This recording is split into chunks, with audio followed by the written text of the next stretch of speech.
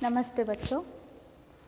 आज हम मधुआ पाठ में आगे की जो कहानी है उसे देख लेंगे। पिछले क्लास में हमने देखा था कि शराबी मधुआ नामक बालक को अपने साथ ले जाता है। क्यों ले जाता है?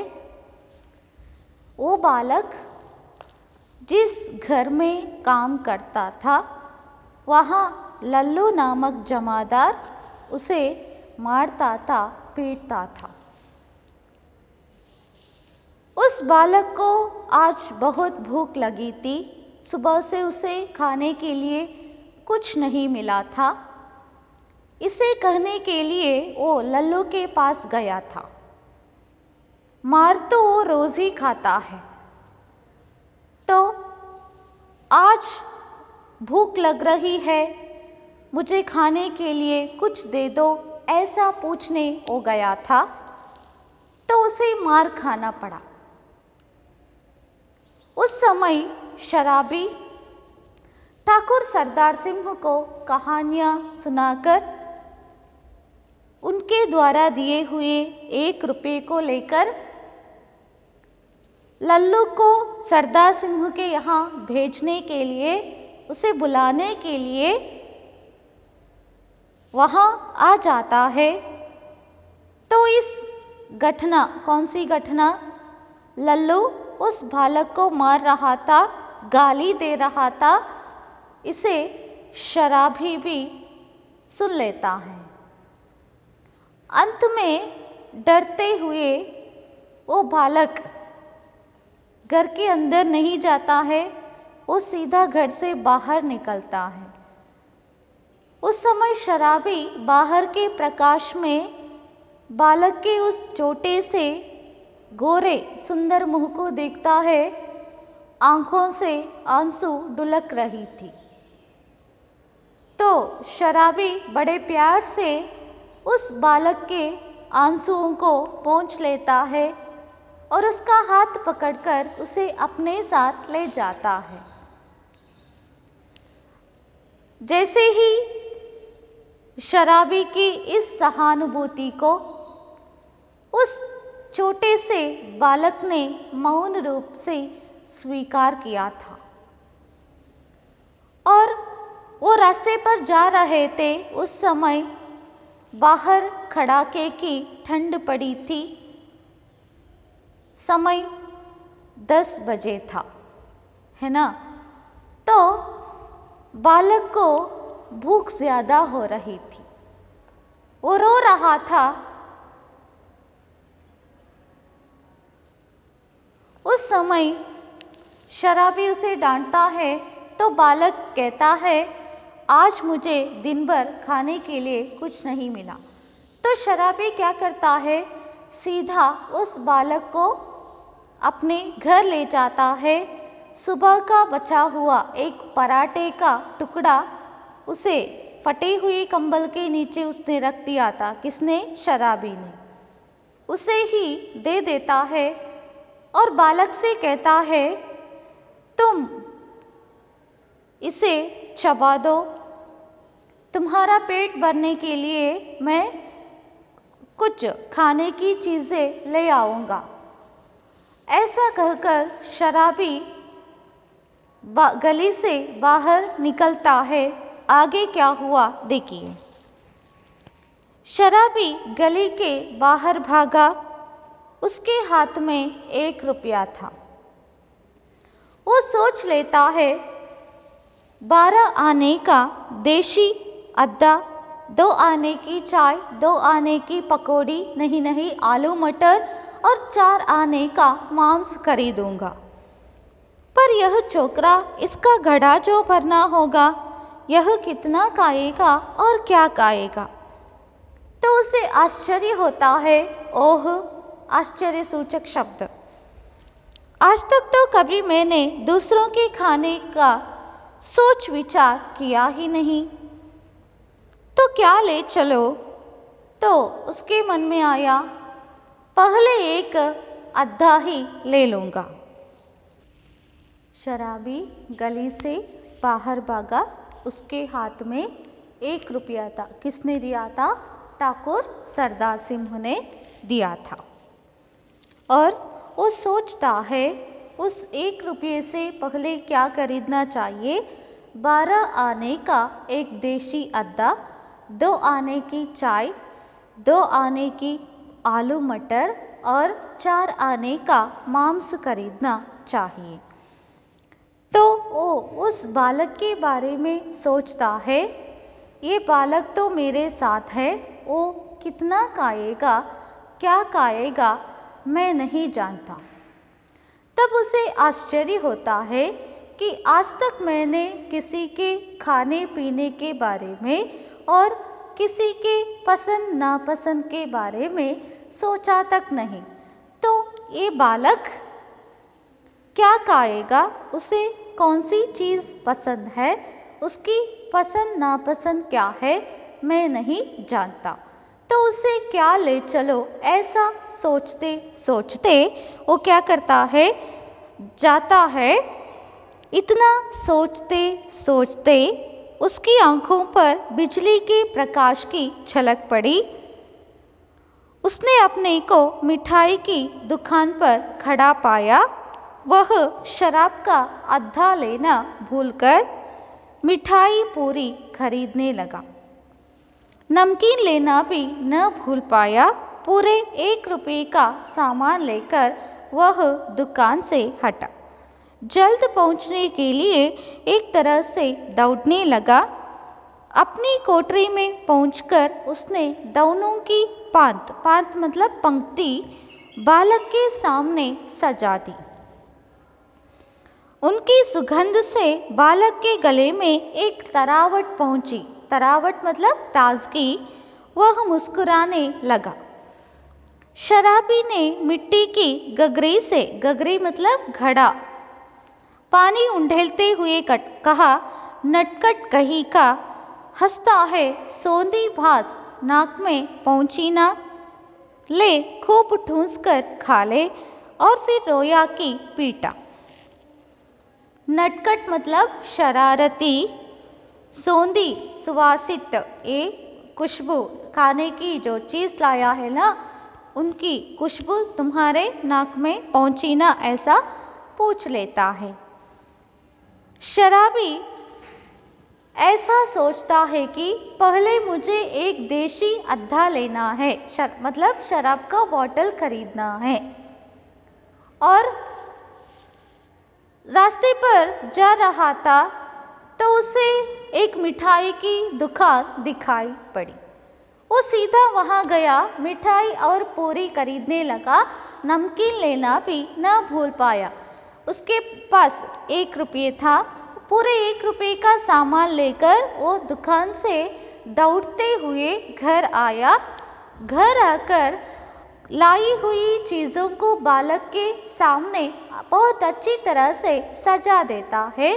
तो बालक उन चीज़ों को देखकर बहुत खुश होता है और खुशी से मुस्कुराता है। शराबी कहता है, उन चीज़ों की खुशबू तुम्हारे नाक में पहुंची ना, इसलिए तुम हंस रहे हो, तुम शरारती हो, ऐसा कहता है। और तुम्हें जितना चाहिए उतना पेट भर खा लो, अगर तुम रोओगे तो मैं तुम्हें पीटूंगा, ऐसा प्यार से गुटकी देता है।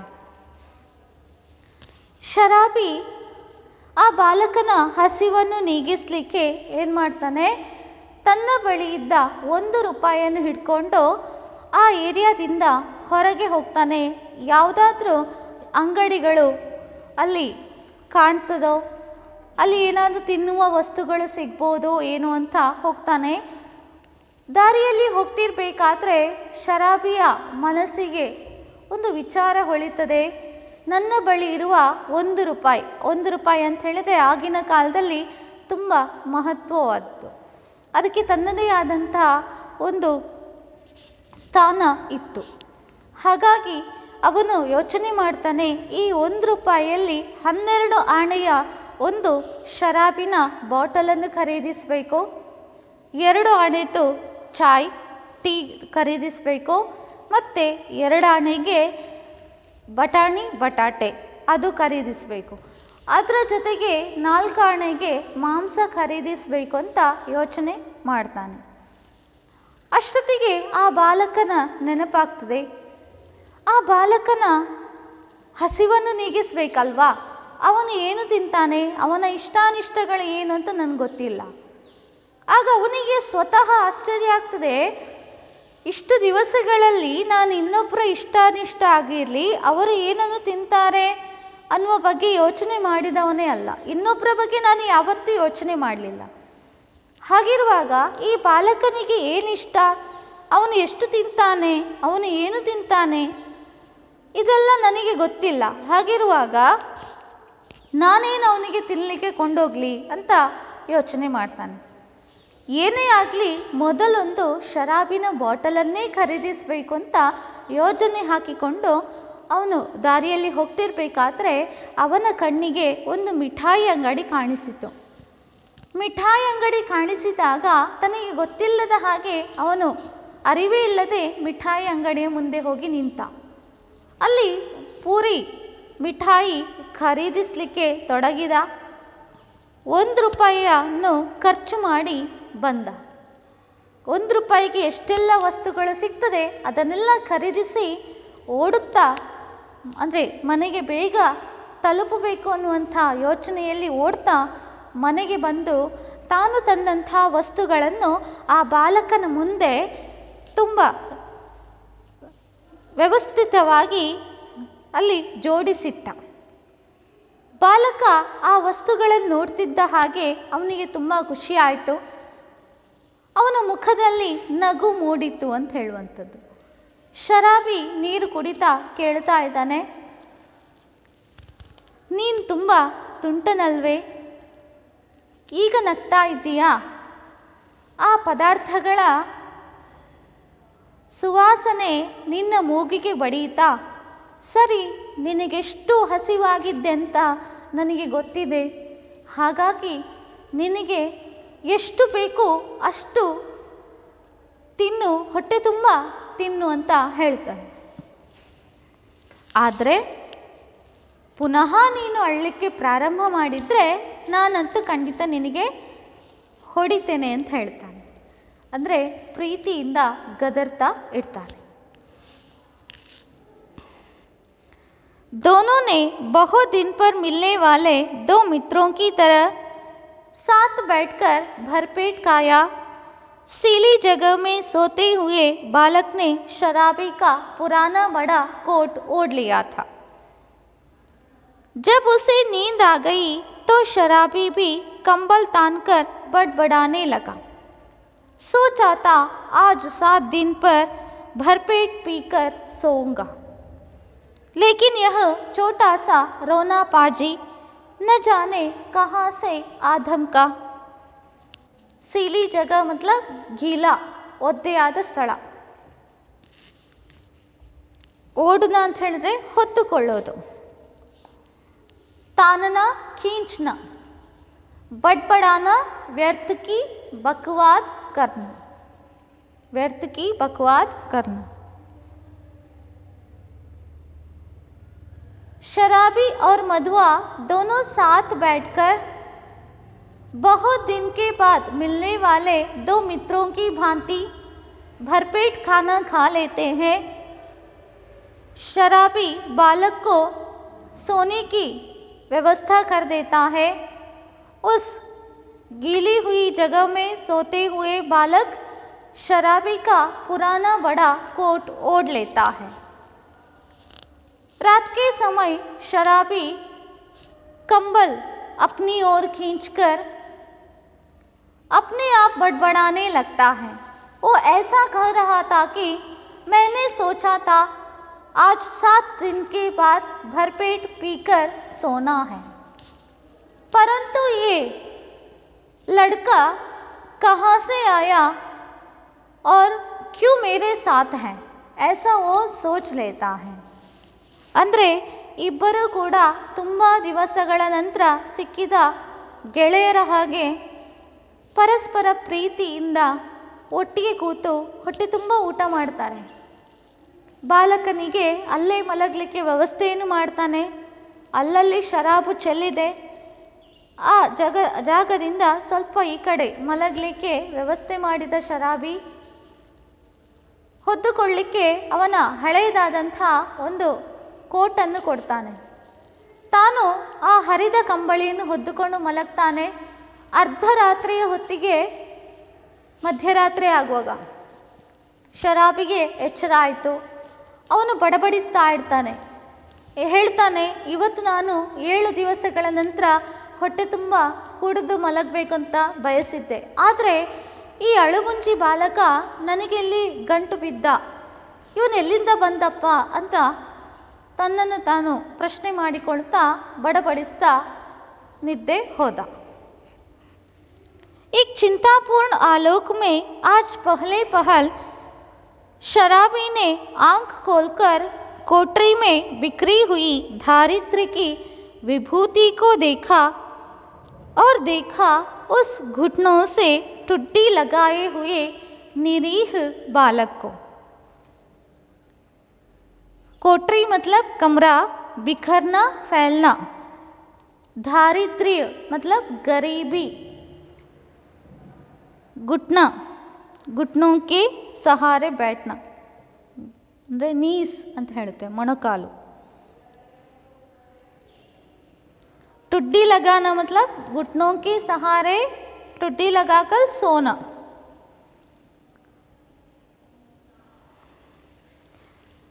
सुबह हो गया. शराबी जल्दी उठता है और एक बार वह अपनी कोठरी में बिखरी हुई चीज़ों को देखता है. जगह जगह पर शराब का बोतल है और शराब उससे गिरी है. वो जगह गीला है, उसे देख लेता है. और गरीबी यहाँ पर कैसे नाच रही है वो भी देख लेता है. और अपने पास सो रहे उस बालक को देखता है. वो बालक कैसे सो रहा था, ठंड के मारे उसे वो थरथराता था, तो वो कैसे सो रहा था, घुटनों का सहारा बनाकर उस पर टुड्डी लगाकर सो रहा था. इस बालक को देखते हुए शराबी के मन में एक प्रश्न उठा. क्या है, देखेंगे. उसने दिल मिलाकर मन ही मन प्रश्न किया. अपने आप से वो पूछ लेता है, किसने ऐसे सुकुमार फूल को कष्ट देने के लिए निर्दयता की सृष्टि की. आहरी नियति, आह मतलब वेदना सूचक शब्द, नियति मतलब भाग्य. तब इसको लेकर मुझे घर बारी बनना पड़ेगा क्या. दुर्भाग्य जिसे मैंने कभी सोचा भी न था. शराबी उस बालक को देखकर अपने आप ही प्रश्न करने लगता है, किसने ऐसे कोमल बालक को, मासूम बालक को, सुंदर बालक को कष्ट देने के लिए निर्दयता की सृष्टि की. आहरी नियति मतलब मेरा दुर्भाग्य है, दुर्भाग्य है ये, जिसे मैंने कभी जिंदगी में सोचा तक नहीं था. तब इस बालक मुझे मिला है. इस बालक को लेकर मुझे फिर से घर बारी बनना पड़ेगा क्या. मैंने काम करना तो कभी की छोड़ दिया था. सान धरने का काम कर रहा था, उसे मैंने छोड़ दिया था. इधर उधर जाकर कहानी सुनाकर पैसा कमाता था, इससे मेरी ज़िंदगी चलती थी. परंतु आज ये लड़का मेरे साथ है और इसे लेकर मुझे फिर से घर बारी बनना पड़ेगा, जिसे मैंने अपनी ज़िंदगी में कभी सोचा तक नहीं था. ಬೆಳಿಗ್ಗೆ ಶರಾಬಿಗೆ ಬೇಗನೆ ಎಚ್ಚರಾಗ್ತದೆ. ಅವನು ಅಲ್ಲೇ ಕೂತ್ಕೊಂಡು ಒಂದು ಸಲ ತನ್ನ ಆ ಮನೆ ಅಂತ ಹೇಳುವಂತಹ ಆ ಕೋಣೆಯನ್ನು ದಿಟ್ಟಿಸಿ ನೋಡ್ತಾನೆ. ನೋಡುವಾಗ ಅಲ್ಲಲ್ಲಿ ಶರಾಬಿನ ಬಾಟಲಿಗಳು, ಅದರಲ್ಲಿ ಉಳಿದ ಶರಾಬು ನೆಲಕ್ಕೆ ಚೆಲ್ಲಿದೆ. ಅಲ್ಲಲ್ಲಿ ಶರಾಬು ಚೆಲ್ಲಿದ ಕುರುಹುಗಳು ಕಾಣ್ತಾ ಇದೆ. ಅದನ್ನು ನೋಡ್ತಾ ಇದ್ದಾನೆ. ಅಲ್ಲಲ್ಲಿ ಚದುರಿ ಬಿದ್ದಂಥ ಅಸ್ತವ್ಯಸ್ತವಾದಂಥ ವಸ್ತುಗಳನ್ನು ನೋಡ್ತಾ ಈ ಕೋಣೆಯಲ್ಲಿ ಬಡತನ ಹೇಗೆ ತಾಂಡವವಾಡ್ತಾ ಇದೆ ಅಂತ ನೋಡ್ತಾನೆ. ಅದರ ಜೊತೆಗೆ ತನ್ನ ಪಕ್ಕದಲ್ಲಿ ಮಲಗಿದ್ದಂಥ ಬಾಲಕ, ಅವನ ಮುಖದಲ್ಲಿ ಮುಗ್ಧತೆ ಇತ್ತು. ಆರಾಮವಾಗಿ ನಿದ್ರಿಸ್ತಾ ಇದ್ದ. ಚಳಿ ಆಗ್ತಿದ್ರೂ ಕೂಡ ಅವನ ನಿದ್ರೆಗೆ ಭಂಗ ಆಗಿರಲಿಲ್ಲ. ಆ ಬಾಲಕ ಹೇಗೆ ಮಲಗಿದ್ದ ಅಂತ ಹೇಳಿದರೆ, ತನ್ನ ಮೊಣಕಾಲಿನ ಮೇಲೆ ತನ್ನ ಗಲ್ಲವನ್ನಿಟ್ಟು ನಿದ್ರಿಸ್ತಾ ಇದ್ದ. ಅದನ್ನು ನೋಡಲಿಕ್ಕೆ ತುಂಬ ಸಂತೋಷ ಆಯಿತು ಶರಾಬಿಗೆ. ಆ ಬಾಲಕನನ್ನು ದಿಟ್ಟಿಸ್ತಾ ಅವನು ಯೋಚನೆ ಮಾಡ್ತಾನೆ, ಇಂತಹ ಕೋಮಲವಾದ ಹೂವು ಅಂದರೆ ತುಂಬ ಕೋಮಲ ಮನಸ್ಸುಳ್ಳಂತಹ ಈ ಬಾಲಕನಿಗೆ ನೋವನ್ನುಂಟು ಮಾಡಬೇಕು ಅಂತ ಹೇಳಿ ಬಯಸುವವರಾದರೂ ಯಾರು? ಇಷ್ಟೆಲ್ಲ ಕಷ್ಟ ಕೊಡಲಿಕ್ಕೆ, ಈ ಬಾಲಕನಿಗೆ ಕಷ್ಟ ಕೊಡಲಿಕ್ಕೆ ಆ ಜನರಿಗೆ ಮನಸ್ಸಾದರೂ ಹೇಗೆ ಬಂತು ಅಂತ ತನ್ನನ್ನು ತಾನು ಪ್ರಶ್ನಿಸ್ತಾ ಇದ್ದಾನೆ. ಅಷ್ಟೊತ್ತಿಗೆ ಅವನಿಗೆ ಅನಿಸ್ತದೆ, ಹೌದಲ್ವಾ, ಇದು ನನ್ನ ದೌರ್ಭಾಗ್ಯವೂ ಕೂಡ ಹೌದು. ಇದನ್ನು ನಾನು ಜೀವನದಲ್ಲಿ ಯಾವತ್ತೂ ಯೋಚನೆ ಮಾಡಲಿಲ್ಲ. ಈ ಬಾಲಕ ಸಿಕ್ಕಿದ್ದಾನೆ ಈಗ. ಮೊದಲು ನಾನು ಒಂಟಿಯಾಗಿದ್ದೆ. ಕತ್ತರಿ ಸಾಣೆ ಹಿಡಿಯುವ ಯಂತ್ರವನ್ನು ಹಿಡ್ಕೊಂಡು ಊರೂರು ಅಲಿತಾ ಸಾಣೆ ಹಿಡಿದು ಕೊಡ್ತಾ ಇದ್ದೆ. ಆ ಕೆಲಸವನ್ನು ಮಾಡ್ತಾ ಇದ್ದೆ. ಮತ್ತೆ ಆ ಕೆಲಸವನ್ನು ಬಿಟ್ಟು ಎಷ್ಟೋ ವರ್ಷಗಳಾಯಿತು. ಈಗ ಅಲ್ಲಲ್ಲಿ ಕತೆ ಹೇಳಿ ಅದರಿಂದ ಸಿಗುವ ಹಣದಿಂದ ನನ್ನ ಜೀವನ ಹೇಗೋ ಸಾಗ್ತಾ ಇದೆ. ಆದರೆ ಈ ಬಾಲಕ ಈಗ ನನ್ನ ಜೊತೆಗಿದ್ದಾನೆ, ಅವನು ನನಗೆ ಸಿಕ್ಕಿದ್ದಾನೆ. ಹಾಗಿರುವಾಗ ಇನ್ನು ಪುನಃ ನಾನು ಗೃಹಸ್ಥನಾಗಬೇಕಾ? ಇವನನ್ನು ಸಾಕುವ ಹೊಣೆಯನ್ನು ಹೊರಬೇಕಾ? ಇದೆಲ್ಲ ಯೋಚನೆ ಮಾಡ್ತಾನೆ. मेरी इतनी माया ममता जिस पर आज तक केवल बोतल का ही पूरा अधिकार था, इसका पक्ष क्यों लेने लगी? इस छोटे से पाजी ने मेरे जीवन के लिए कौन सा इंद्रजाल रचने का बीड़ा उठाया है? बीड़ा उठाना मतलब कोई काम करने की प्रतिज्ञा करना। तब क्या करो, कोई काम करो, कैसे दोनों का पेट चलेगा? नहीं, भगा दूंगा इसे। आंख तो खोले। शराबी सोच लेता है, आज तक मेरी ममता प्यार जो है किस पर था? शराब के बोतल पर था। और आज उस प्यार और ममता सहानुभूति उस बालक का पक्ष क्यों ले रही है? मैं बालक के बारे में इतना क्यों सोच रहा हूँ? ऐसा अपने आप से वो प्रश्न करता है। ये बालक मेरी जिंदगी में आकर मेरी जिंदगी को बदलने की कोई प्रतिज्ञा ले ली है? अगर ऐसा हुआ है तो मुझे भी कोई काम करना पड़ेगा। अगर मैं काम नहीं करूँगा तो क्या हो जाएगा? हम दोनों का पेट कैसे चलेगा? नहीं, ये जिम्मेदारी मुझे नहीं चाहिए। ये लड़का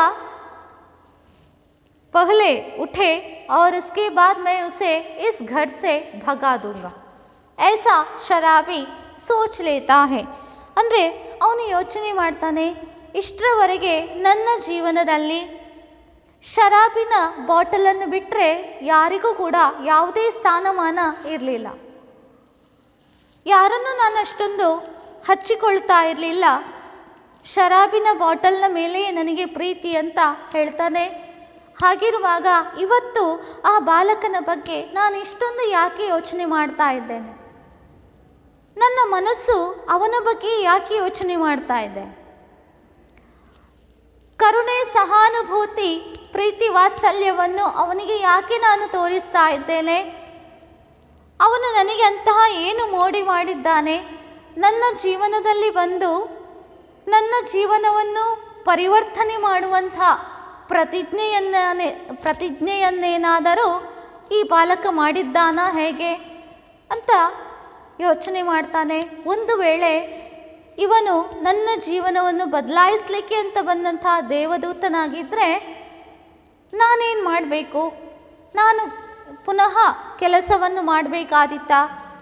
ಕೆಲಸ ಮಾಡದಿದ್ದರೆ ನಮ್ಮ ಇಬ್ಬರ ಹೊಟ್ಟೆ ತುಂಬುವುದಾದರೆ ಹೇಗೆ? ಇದೆಲ್ಲ ನನಗೆ ಜವಾಬ್ದಾರಿಗಳೇ ಬೇಡ. ನಾನೆಲ್ಲವನ್ನೂ ಬಿಟ್ಟು ಬಿಡ್ತೇನೆ. ನಾನು ನನ್ನಷ್ಟಕ್ಕೆ ಮೊದಲಿನ ಹಾಗೆ ಇರ್ತೇನೆ.